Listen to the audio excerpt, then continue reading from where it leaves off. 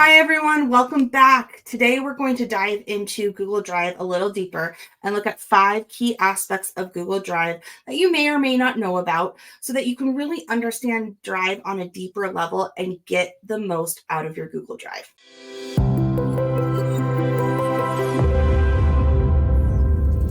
Hi everyone, it's Adrienne Farrow, your Google BFF.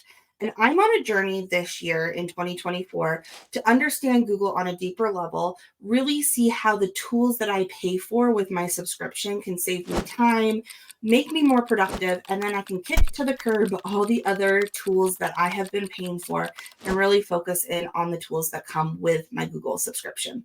So let's go into Google Drive and really understand 5 key aspects on a deeper level so you can see what you can get out of your Google Drive. All right, here I am in my Google Drive. And the first thing I want to talk to you about is storage. Now, storage is going to be on a case-by-case basis depending on the plan that you're on. Here is my soapbox moment. Are you ready?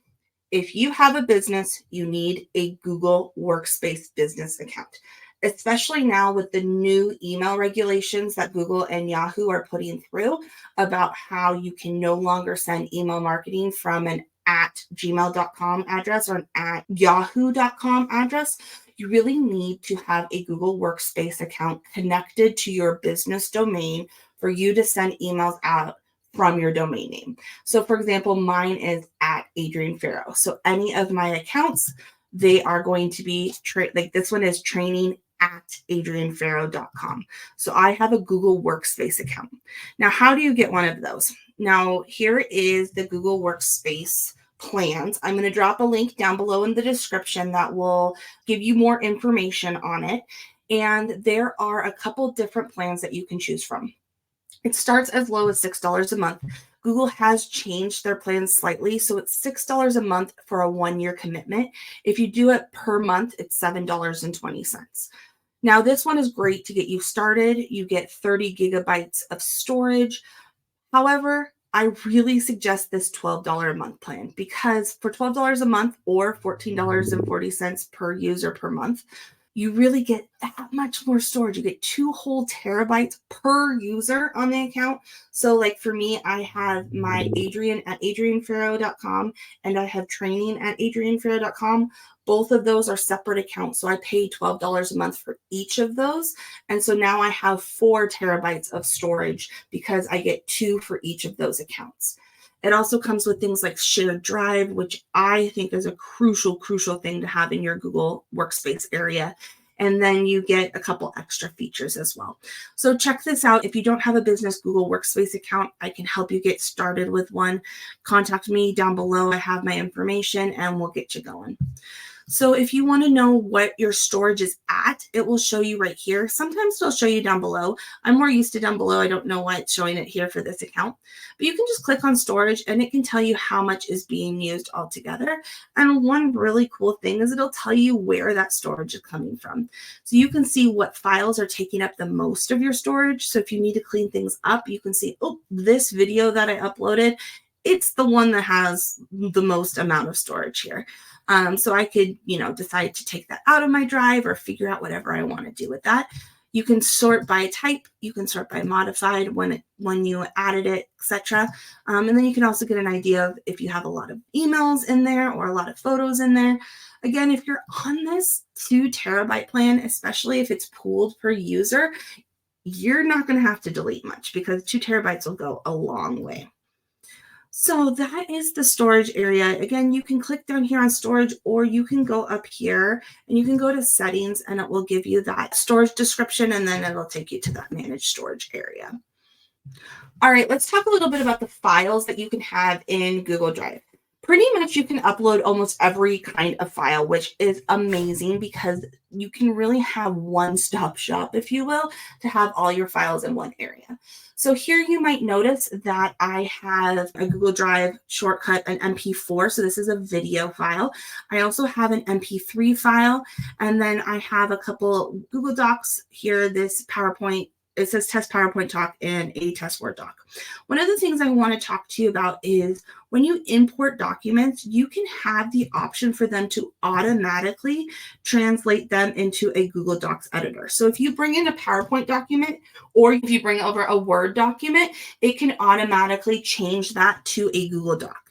So I'm actually going to unclick this because I want to show you here 2 ways of adding some files into your account and then how you can actually keep both PowerPoint and Word documents in there, plus having a Google version of those if that's something that you desire. The easiest way that I have found is actually just drag and drop. So here I have a couple files over here on the side. So I have this test Word doc that's in a docx format. So if I drag that in, it's going to upload there. And then you can see that it's a docx format because it has that docx at the end. You can also go to new file upload and then it'll come, I'm on a Mac. So this is the screen that'll pop up, but then I can go through and say, oh, I'm going to add in that test PowerPoint document. And then here we go. Now we have a PowerPoint document. Now, if I wanted to, I could actually go here and it will convert it to Google Slides by opening it up. And then you can actually see that it's the PowerPoint format right there. So I'm actually looking at it here, but I can go here and save as Google Slides. So then I can view it in the PowerPoint format, but then I can also have it in a Google Slides format. So then here we go. I have this, I already had one over here, but I would have a Google Slides version and I'd have a PowerPoint version. Same thing happens with your test Microsoft Word. So it's going to open it up in Google Docs. It's not going to convert it. And I can also see that it has the docx format right up there. And then I can go here to File, Save as a Google Doc. And then it will make a Google Docs version of that Word document. So if I go back here, I can see that I have both the docx PowerPoint plus those Google Slides ones as well. You can also put in PDFs. And then, so here's that Google Shortcuts PDF. And then you can also put in PNGs as well. And then if I wanted to check out what that PDF looked like, I can just double click and it'll give me a preview of it. And then the same thing with that PNG, I can get a preview of it as well.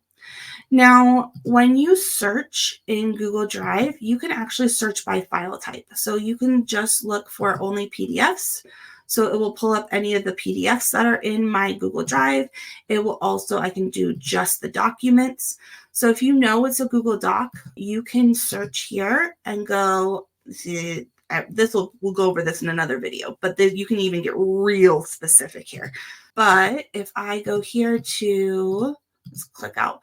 If I know that I wanted to find one that had test in the front, which I have a ton of test ones, I can go and search by test. And then I can actually go here and go, okay, I only want documents. And then I can even get more specific on things that I want. So really you can have as many different formats, files in here. So Google Drive is a great way of just keeping everything all in one place, which is amazing. Now, one of the things I want to talk to you about is ownership. Now, ownership is a really key thing to think about when it comes to your files.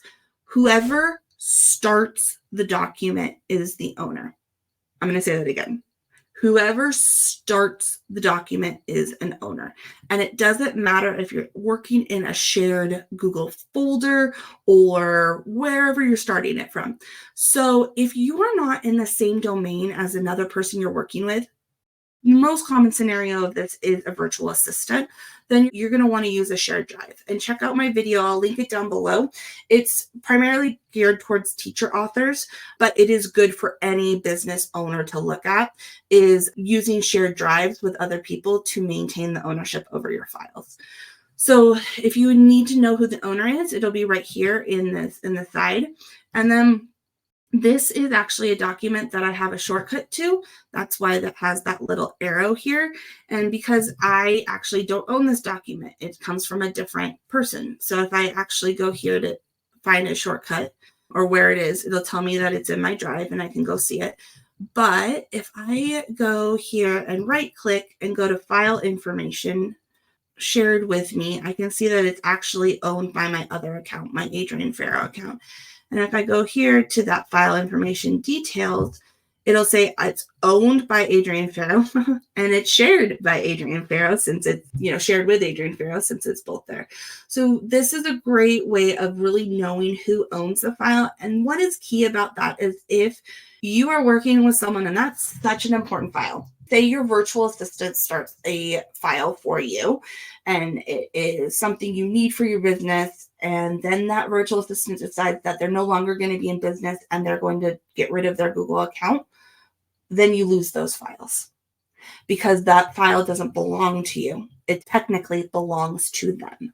And so really pay attention to ownership because that is really crucial as a business owner. You want to have the ownership over your files.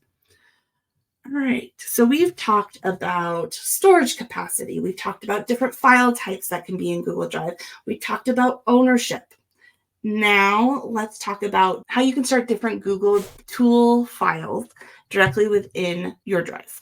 So if you go here to New, you can actually start a new Google Doc from a blank document or from a template. Same thing with Google Sheets, Slides, Forms. You can even go more. You can go to Google Drawings, My Maps, Sites, App Scripts, Jamboard, and you can even connect more apps. So you can do them right directly in here.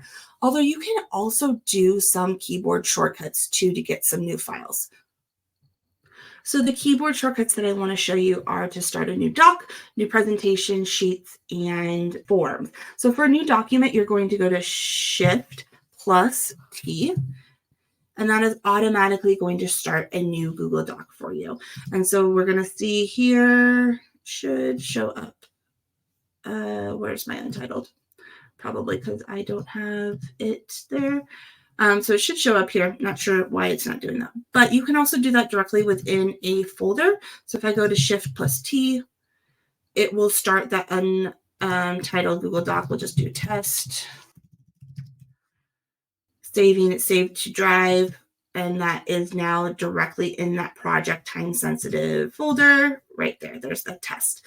So if you're in Google Drive and you know the folder you want to start a document in already, you could just go ahead and do that by going to the folder and either going to the new Google Docs or doing the Shift+T. Now, the other ones that will also help you is Shift+P will be a new Google slide deck. A Shift+S is a new Google Sheet.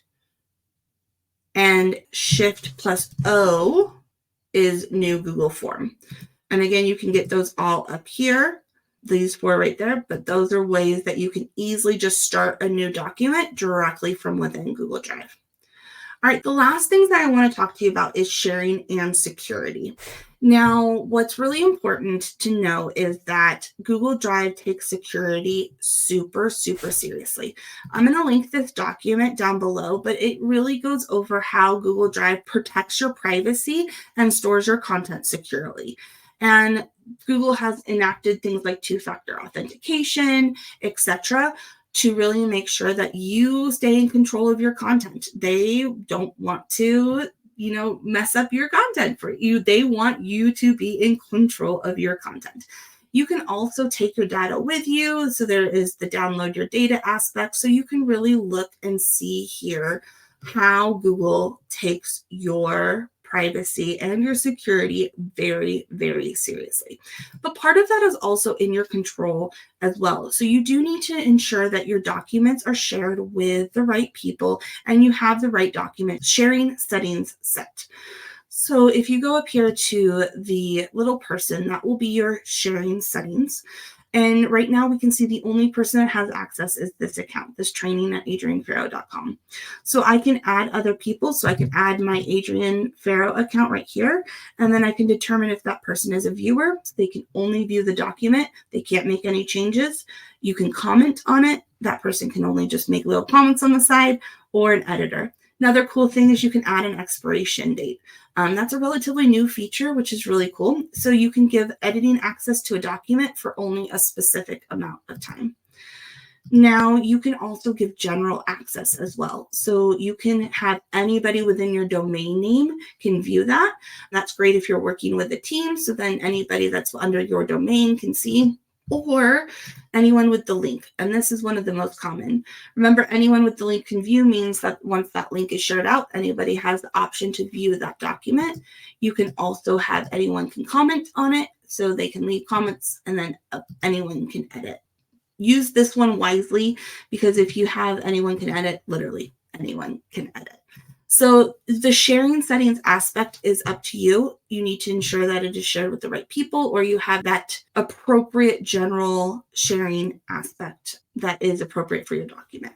One other thing that I would like to share is that you can actually lock a document. So if you go to those three dots, file, information, and lock, you can actually prevent anybody from editing or commenting. So the editors can unlock the file, but if you have a document you don't want anybody to touch, you're sharing it out, whatnot, you can actually lock that and ensure that no one will edit it. Very cool feature. So that really goes over that sharing aspect. But one last thing I want to show, and it's more so in the document itself rather than the file, but we're going to go over this one right here. So this is a document I had from a video I filmed a while ago. But if I go over here to this little time stamp, I can actually see the version history. So I can see who's worked on that document, what edits were made. I can see the different times that it was actually saved at. And if there's a version that I want to bring back, I can actually click on those three dots and either make a copy from that version, or I can restore that version. So anytime there's errors in a Google Doc, I always recommend going back and looking at the version history to see kind of where that error happened and what you would need to look at.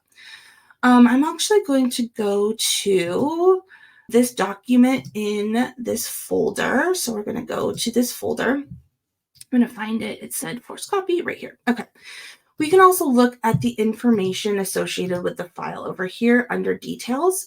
So we can see a little preview of the file. We can see who has access. We can actually manage that access directly within the file information. We get an idea of the type, the size, storage use, where that location is, who is the owner, when it was last modified, open, created, what that download permissions are, and you can even add a little description here. And then this is another key aspect. You can see what the activity is. So I see that it was actually called Untitled Document. I moved it. I renamed it. So you can see what people are doing with your files, if you're sharing it with other people, how the naming conventions are going, etc.